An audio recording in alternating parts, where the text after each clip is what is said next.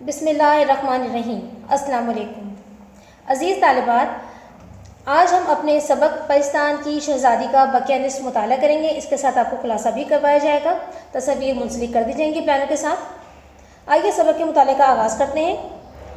ایسا معلوم ہوا کہ جیسے کوئی پالکی کے پاس بول رہا ہے، منہ نکال کر جو دیکھا تو بیگم کیا کہوں، ایک بے چاکی شکل کا یعنی بے ڈھنگی شکل کا بدصورت آدمی تھا، بکرے کا سا منہ، گھوڑے کی سی ٹانگیں، اور پالکی آپ ہی آپ چلی جاتی تھی یعنی خود بخود چل رہی تھی۔ نہ کہار تھے نہ کہاریاں، یعنی نہ ڈولی اٹھانے والے تھے نہ ڈولی اٹھانے والیاں۔ اب تو ڈر کے مارے میرا دم گھٹنے لگا، یعنی میرا دل گھبرانے لگا، سانس رکنے لگا، آنکھیں بند کر لیں اور کلمہ پڑھنے لگی۔ ڈھیر ہو کر رہ گئی، یعنی وہیں گر گئی۔ منٹ دو منٹ کے بعد پھر ہمت کی کہ اول مرنا آخر مرنا، یعنی ہر صورت مرنا ہی ہے تو پھر مرنے سے کیا ڈرنا، کیا خوف، اور للکار کر یعنی بلند آواز سے بولی، ارے جواں مرگ، یہ کلمہ نفرین ہے، اس کا مطلب نامراد بدبخت کے معنوں میں۔ تو کون ہے، جن یا بھوت؟ یاد رکھ میں سیدانی ہوں، مجھ کو بتا، نہیں تو جل کر راکھ ہو جائے گا۔ بھلا چاہتا ہے تو مجھے یہیں اتار دے، یعنی خیریت چاہتا ہے تو مجھے یہیں اتار دے، اس نے کہا، یعنی کہا جو ڈولی چلانے والا تھا اس نے کہا۔ سیدانی بھی گھبراؤ نہیں، ہم اور ہمارا بادشاہ سیدوں کو بہت مانتے ہیں، خاطر جمع رکھو، تسلی رکھو، کوئی تکلیف نہیں ہوگی، ہماری شہزادی کی شادی ہے، کپڑے سی کر چلی آنا، جتنا مانگو گی انعام ملے گا، لو دیکھو وہ سامنے ہمارے بادشاہ کا محل ہے۔ بڑی مشکل سے ڈرتے ڈرتے آنکھیں پھاڑ کر دیکھا، یعنی آنکھیں کھول کر دیکھا تو واقعی پالکی ایک عالی شان دروازے پر رکھی تھی۔ روشنی ایسی تھی کہ دن معلوم ہوتا تھا، سوئی گر پڑے تو اٹھا لوں، اور مزہ یہ کہ سورج تھا نہ چاند نہ فانوس، جھاڑ یا کندیل جسے ہم ڈرائنگ میں لگاتے ہیں نا، وہ فانوس کہلاتا ہے، شینڈلر بھی کہلاتا ہے وہ انگلش میں۔ کہیں نظر آتے تھے نہ لالٹین، چوبدار یعنی ڈنڈا بردار چوکیدار، اور باری دار کا مطلب بھی پہرے دار ہوتا ہے۔ مرد ہیں ادھر کے ادھر ادھر کے ادھر دوڑ رہے ہیں، یعنی کہ عجیب افراتفری کا عالم ہے۔ آسمان پر عجب عجب طرح کے باجوں کی آوازیں آ رہی تھیں۔ یہ تماشا دیکھ کر میں ساری مصیبت بھول گئی، ساری مشکل، ساری پریشانی بھول گئی۔ میں حیران تھی کہ یہ کس بادشاہ کا محل ہے، یہ گہما گہمی، یہ رونق تو ہمارے بادشاہ کے یہاں بھی نہیں ہوتی۔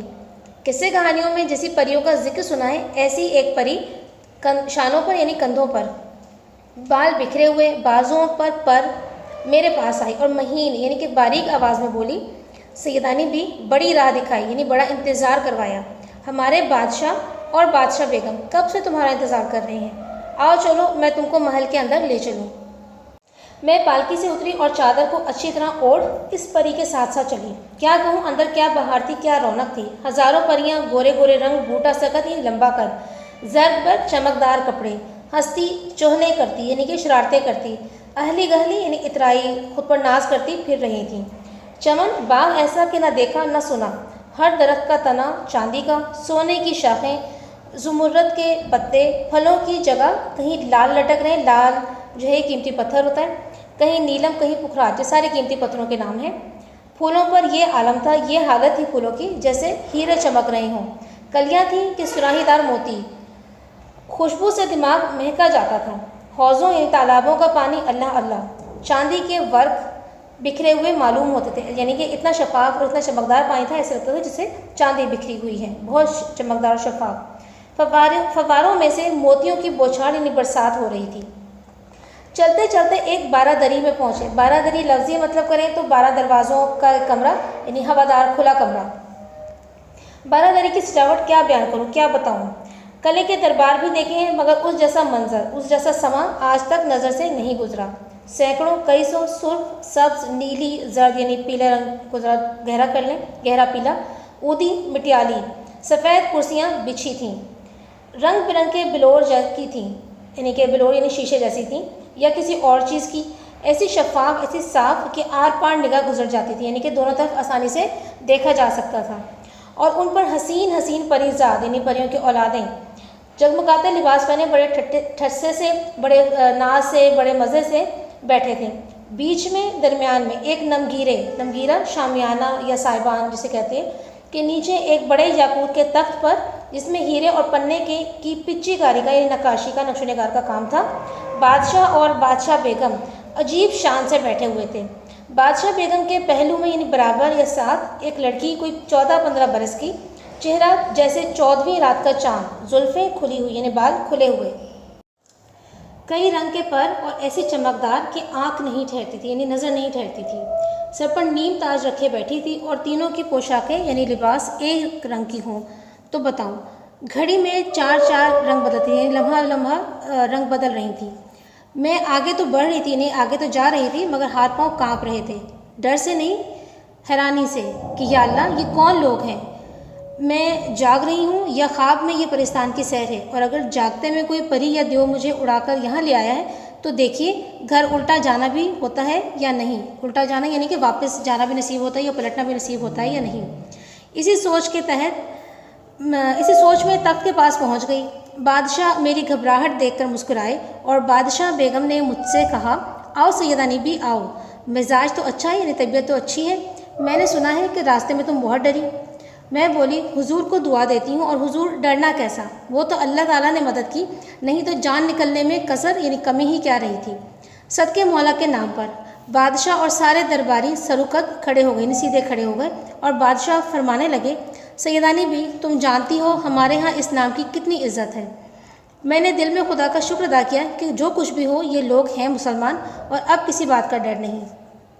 بادشاہ بیگم، ہم کو گناہ گار نہ کرو، ایک کرسی کی طرف اشارہ کر کے بولی، بیٹھ جاؤ۔ ہاں تم ڈری کیوں تھی؟ میں نے کہا، سرکار ڈرنے کی بات کیوں نہ تھی، ایک اکیلی، دوسرے سنسان یعنی ویران جنگل، پھر جو میرے ساتھ تھا اس کی صورت ایسی ڈراؤنی، ایسی خوفناک کہ میرے اوسان جاتے رہے، یعنی میرے ہوش جاتے رہے۔ یہ سن کر شہزادی خوب ہنسی اور بولی، اماں بیگم بکر گدھا منہ بڑا شریر ہے۔ بکر گدھا یعنی بکرے اور گدھے کی شکل والا شریر، شرارتی ہے، اس نے کہیں اپنی شکل دکھا دی ہوگی۔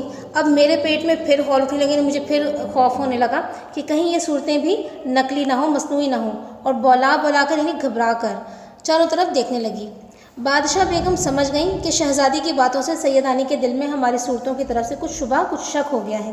وہ مسکرا کر بولی، سیدانی بھی ڈرو نہیں، ہماری سب کی شکلیں اصلی ہیں، حقیقی ہیں، بلکہ پریزادوں کی ساری ایسی ہی خوبصورت شکلیں ہیں جیسی تم دیکھ رہی ہو۔ میری لڑکی سہیل پری نے جس کا ذکر کیا وہ جن ہے، اور جن البتہ وضع کے شکلوں کے ہوتے ہیں، یعنی الگ الگ طرح کی شکلوں کے ہوتے ہیں۔ خاطر جمع رکھو، تسلی رکھو، تمہارے سامنے کوئی جن یا دیو بری صورت بنا کر نہیں آئے گا۔ اتنے میں کھانوں کے خان یعنی تھال اترنے لگے، خاصا چنا گیا، یعنی خاص لوگوں کا کھانا چنا گیا۔ کھانا کیا تھا؟ اللہ کی قدرت کا کرشمہ، معجزہ تھا۔ ایک ایک بالش یعنی ہاتھ کی لمبائی کے پودے پھولوں سے لدے ہوئے سامنے تھے۔ خوشبوؤں کی لپٹیں آ رہی تھیں، مگر میں کھاتی کیا؟ نہ کسی قسم کی روٹی تھی، نہ سالن، نہ پلاؤ تھا، نہ زردہ۔ ہکا بکا یعنی حیران ایک ایک کا منہ دیکھ رہی تھی، ایک ایک کی شکل دیکھ رہی تھی کہ بادشاہ بیگم مسکرا کر بولی، سیدانی بھی دیکھتی کیا ہو، کھاتی کیوں نہیں؟ یہ پرستان کا کھانا ہے، تم مہمان ہو، ہاتھ بڑھاؤ تو اور بھی کھائیں، یعنی کہ مہمان پہلے شروع کریں تو پھر باقی سب کھائیں۔ میں نے کہا، سرکار کوئی کھانے کی چیز ہو تو کھاؤں، یہ نگوڑے یعنی منحوس درخت ہیں، اور ان میں جو پھل پھول لگے ہیں وہ بھی اللہ ہمارے سچ مچ کے اصلی دکھائی نہیں دیتے۔ شہزادی الڑ نے یعنی شوخ شہزادی نے میرے اس کہنے پر ایک فرمائشی قہقہا لگایا اور کہنے لگی، سیدانی بھی جیسا سنا تھا کہ آدم ذات بڑا بھولا ہوتا ہے، یعنی انسان بڑا سیدھا سادہ ہوتا ہے، معصوم ہوتا ہے، تمہیں ویسا ہی پایا۔ تم بسم اللہ کر کے کوئی پھل توڑو اور کھاؤ، تو جس کھانے کا دل میں خیال کرو گی، یعنی جس کھانے کا سوچو گی، وہی مزہ آئے گا، وہی ذائقہ محسوس ہوگا۔ بیگم یقین مانو، ایک زرد جو پھل توڑ کر میں نے منہ میں رکھا، کیا کہوں، دلی میں تو کسی نے ایسے ذائقے کا، ایسے مزے کا بونٹ پلاؤ کھایا نہ ہوگا۔ بونٹ پلاؤ ہوتا ہے چاولوں میں جو کچے سبز چنے ہوتے ہیں وہ ڈال کر پکائے جاتے ہیں۔ میر صاحب کی بیوی بونٹ پلاؤ جو گھر میں چھوڑ کر گئی تھیں، وہی پہلے یاد آیا۔ بڑی لڑکی، قلعے میں تو آپ بہت جایا کرتی تھیں، کیا وہاں بھی کبھی ایسے مزے کا، ایسے ذائقے کا پلاؤ نہیں کھایا؟ سیدانی، حسینی بادشاہ کے خاص رکابدار پہرے دار کے ہاتھ کے بڑے بڑے تعریفی کھانے 20 مرتبہ یعنی کئی مرتبہ کھائے ہوں گے، مگر بیوی، وہ باس، وہ خوشبو، وہ مہک، وہ آب و نمک ہی کچھ اور تھا۔ ہاں تو بہن، پھر کیا تھا؟ جو کھانے کھائے تھے، بلکہ جن کا نام ہی سنا تھا، ان کا خیال کرتی گئی، اور اللہ تیری شان، وہی مزہ آتا گیا، وہی ذائقہ آتا گیا۔ اچنبھے کی بات تھی، یعنی حیرت کی بات تھی کہ جب ایک پھل توڑتی، دوسرا اس کی جگہ فوراً نکل آتا۔ پھولوں گلیوں کو جو چکھا، مٹھائیاں تھیں، ایسی نفیس، عمدہ، ہلکی، خوش ذائقہ کہ ہر نوالے میں روح تازہ ہوتی چلی گئی۔ پیاس معلوم ہوئی تو پانی کا خیال آتے ہی یاقوت کا گلاس خود بخود یعنی اپنے آپ آ کر منہ سے لگ گیا۔ یاقوت کا گلاس، اور ایسا حباب کا یعنی بلبلے جیسا، ایسا نازک، کہ باہر سے پانی جھم جھم کرتا دکھائی دے رہا تھا، یعنی اتنا شفاف تھا کہ پانی نظر آ رہا تھا اندر۔ ڈر کے مارے میں نے زور سے ہونٹ بھی نہیں بھینچے بند کیے کہ کہیں کنارہ ٹوٹ کر منہ میں نہ چپ جائے۔ اللہ اللہ، پانی کو نہ پوچھو، ایسا میٹھا، ایسا معطر، ایسا خوشبودار، ایسا سفید پانی تو نہیں ہوتا، نہ جانے کیا چیز تھی۔ سب کے بعد میں نے سوچا کہ پتوں کو بھی دیکھنا چاہیے۔ ساتھ ہی پان کا بھی خیال آیا۔ میں پان آج بھی بہت کم کھاتی ہوں، لیکن کھانا کھا کر 2 وقت ضرور کھانے کی عادت ہے۔ اب جو پتا توڑتی ہوں تو پان کی خوشبو منہ میں جو رکھا تو یہ معلوم ہوا کہ عطردان خوشبودان میں رکھی ہوئی گلوری کلے میں آ گئی، یعنی کہ منہ میں آ گئی۔ کہتے ہیں کہ محمد شاہ رنگیلے کی کوکلا بائی جیسا پان کھاتی تھی لال قلعے میں، تو اس سے پہلے نہ اس کے بعد کسی کو نصیب ہوا۔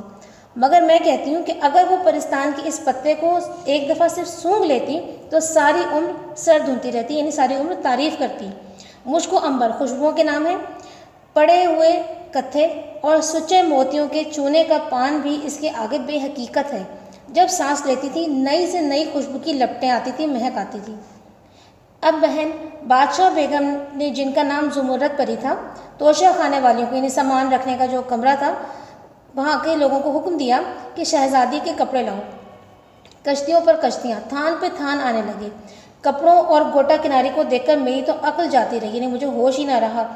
بڑی بڑی رانیوں، شہزادیوں کے جوڑے دیکھے ہیں، نور بائی کی پشواز بھی دیکھی ہے۔ فراک کی ایک قسم ہے جس میں سیروں جواہرات ٹکے ہوئے تھے، لیکن ان کپڑوں سے کیا نسبت، ان کپڑوں سے کیا مقابلہ۔ کجا دنیا کے کپڑے، کجا پرستان کے، یعنی کہاں دنیا کے کپڑے اور کہاں پرستان کے کپڑے۔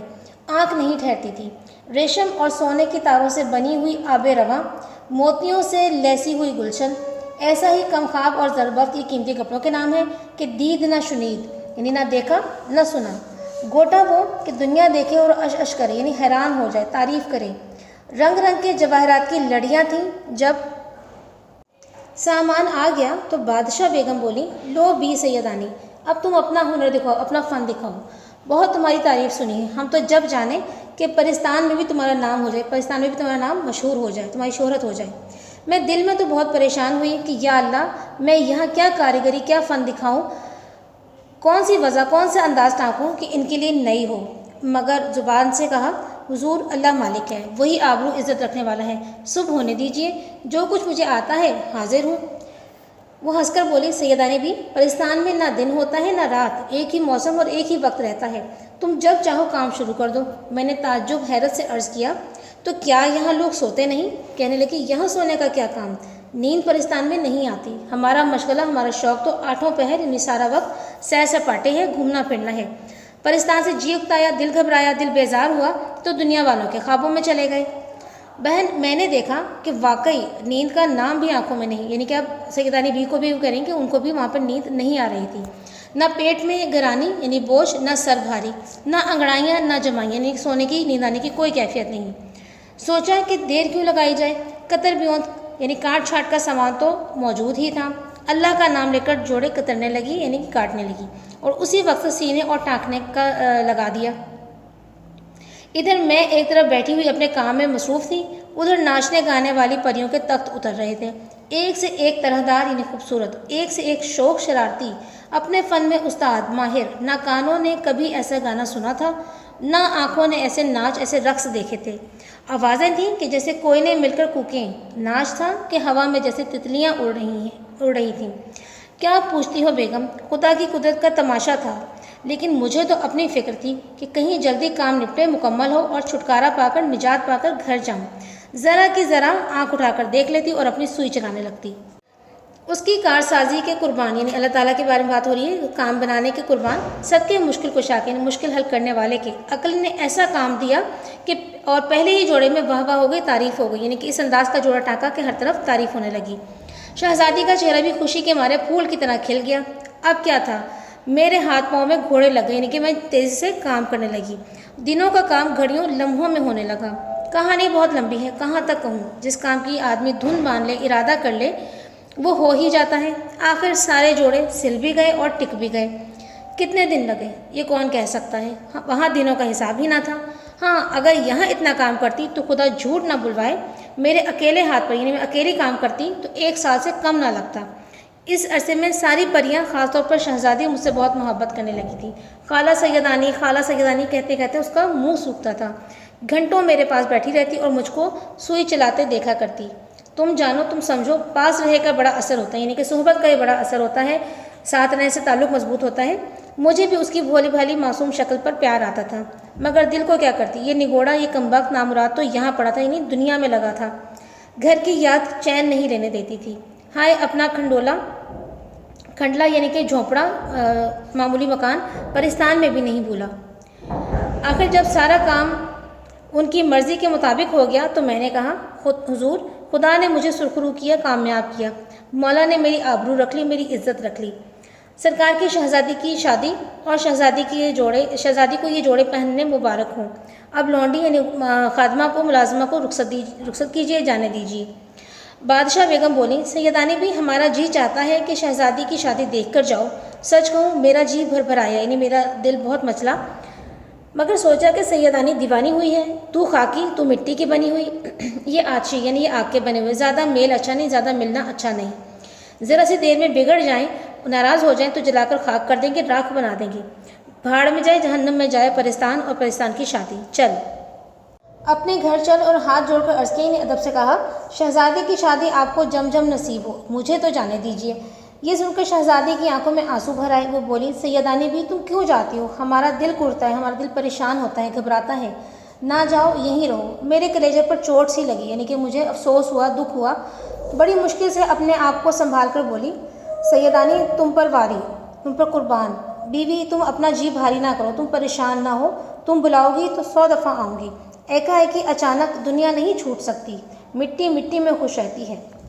شہزادی کچھ تو خفا، ناراض اور کچھ رونقتی سی، یعنی کہ روتی ہوئی، روحانسی سی ہو کر اٹھ گئی۔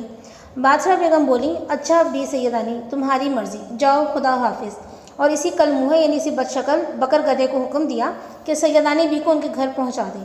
خبردار جو راستے میں کسی قسم کی شرارت کی، اور دیکھو جو انعام و اکرام سیدانی بھی کو بادشاہ نے دیا ہے وہ سب پالکی میں رکھ لینا۔ دل میں خوش اور ظاہر یعنی دیکھنے میں بصورتی ہوئی، روتی ہوئی سب سے رخصت ہوئی۔ وہی پریزاد جو مجھے پالکی سے اتار کر لائی تھی، ساتھ لے کر چلی۔ پھاٹک یعنی بڑے دروازے کے باہر پالکی موجود تھی، اور مردوں کی سی وضع کا، طریقے کا، انداز کا آدمی پاس کھڑا تھا۔ میں پالکی میں بیٹھی اور دم کے دم یعنی لمحے بھر میں پالکی ہوا سے باتیں کرنے لگی، یعنی تیزی سے اڑنے لگی۔ پالکی میں بیٹھ کر میں نے ادھر ادھر دیکھا کہ وہ جو پرستان کے بادشاہ نے انعام و اکرام دیا ہے کہاں ہے؟ اندھیرے میں کیا نظر آتا؟ ہاتھوں سے ٹٹولنا شروع کیا، یعنی ہاتھوں سے تلاش کیا۔ ایک کونے میں بہت سے کنکر پتھر معلوم ہوئے، یعنی کہ لگا کہ ایک کونے میں بہت سے کنکر پتھر پڑے ہوئے ہیں۔ جل گئی کہ منہ جنات ہے نا، یہاں بھی دغا کیا، فریب کیا، یہ ان کے گھر کا انعام و اکرام ہے۔ خیر، جان بچی لاکھوں پائے۔ خیریت سے گھر پہنچ جاؤں تو جانوں بڑا انعام پایا۔ اور چپکے چپکے ایک ایک کر کے وہ کنکر اور پتھر پردے کی جھری درز میں سے پھینکنے شروع کر دیے۔ قاعدہ ہے کہ اصول ہے، قانون ہے کہ خوشی میں راستہ جلدی کٹ جاتا ہے۔ آنکھ بند کرتے میں گھر آ گئے، یعنی کہ جتنا سفر پہلے ان کو مشکل لگ رہا تھا انہیں لگا کہ واپسی کا سفر آسان ہو گیا۔ ڈیوڑی میں پالکی رکھی گئی، دہلیز پر چراغ جل رہا تھا۔ پردہ جو الٹا اور چراغ کی جوت جو پڑی تو کیا دیکھتی ہوں کہ جنہیں میں کنکر پتھر سمجھ رہی تھی وہ جواہرات ہیں، یعنی کہ جب چراغ کی لو میں دیکھا، روشنی میں دیکھا تو جنہیں کنکر پتھر سمجھ کے پھینکتی آ رہی تھی وہ اصل میں ہیرے جواہرات تھے۔ بڑے بڑے تو میں نے سب پھینک دیے تھے، 2-4 ننھے ننھے سے باقی تھے۔ سر پیٹ لیا، یعنی افسوس کیا کہ اتنی دولت کھوئی۔ نگوڑی نامراد، پھینکنے کی کیا ضرورت تھی؟ ایسا ہی تھا تو گھر آ کر پھینک دیتی۔ لیکن بہن، تقدیر کی کھوٹ کہاں جاتی ہے، یعنی قسمت کی خرابی کہاں جاتی ہے؟ نصیب میں تو پتھر بھی نہ تھے، ہیرے لال زمرد کیوں ملتے؟ ایک ایک پیر من بھر کا ہو گیا، یعنی چلنا محال ہو گیا، مشکل ہو گیا۔ صرف 4 نگینے رہ گئے تھے، وہی لے کر بڑی مشکل سے اتری۔ گھر میں جو پہنچی تو بونٹ پلاؤ جیسا چھوڑ کر گئی تھی ویسا ہی دم پر لگا ہوا تھا۔ بڑی بھی پکانے والی ماما جو تھی مغرب کی نماز پڑھ کر دعا مانگ رہی تھی۔ دعا مانگ چکی تو انہوں نے پوچھا، بیگم کیا راستے میں سے الٹے پاؤں آ گئی، یعنی اتنی جلدی واپس آ گئی؟ خیر تو ہے؟ میں نے دل میں کہا، لیجیے، یک نہ شد 2 شد، ایک نہیں 2 مصیبتیں اکٹھی ہو گئیں۔ یہ فارسی ضرب المثل ہے۔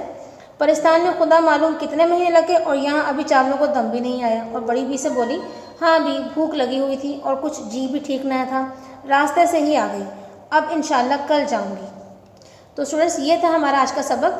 اس کے جو ہے الفاظ معنی آپ نے بقیہ نصف یاد کرنے ہیں، ساتھ آپ نے اس سبق کا خلاصہ یاد کرنا ہے۔ اگلے سبق تک کے لیے اجازت دیجیے، اللہ حافظ۔